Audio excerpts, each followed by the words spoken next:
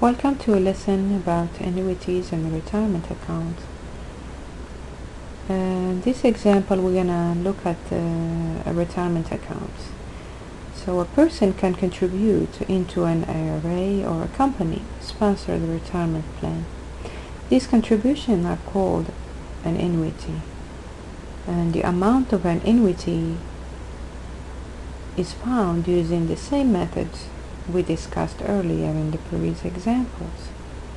So two things we have to remember. If payments are made at the end of each period, we call it ordinary annuity, and if the payments are made at the beginning of each period, we call it an annuity due. Let's see this example and try to find out what kind of annuity we have. Sandra deposited $3,000 at the beginning of each semi-annual period. So right here, as soon as I say at the beginning, I'm thinking annuity due. If you remember, it's the way we solve the problem for annuity due is different than ordinary annuity.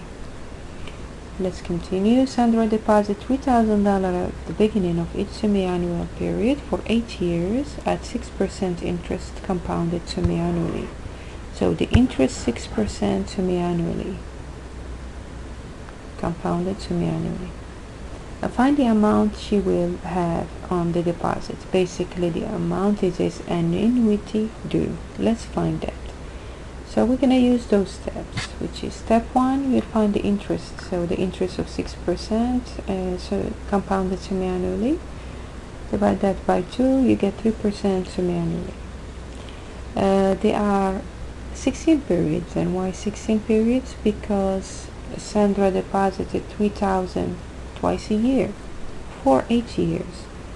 Twice a year for 8 years, that means she makes 16 deposits. 16 is periods in 8 years. We have annuity due, and therefore we're gonna have to add 1 period. So 16 plus 1 is 17, and we use this 17 to find the number from the table. So here at the table, we remember you have the interest of 3%. Go back to the table, 3% interest, and we have the periods are 17. So we're looking at this number right here.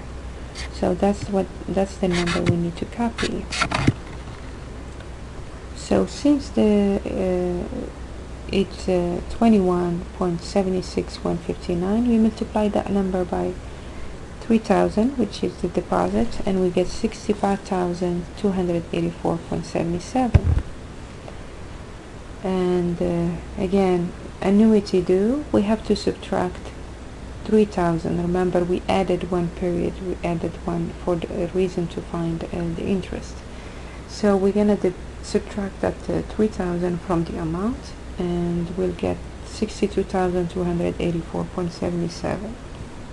So Sandra will have $62,284.77 after 8 years if she deposits $3,000 at the beginning of every semi-annual period with the interest of 6% compounded semi-annually.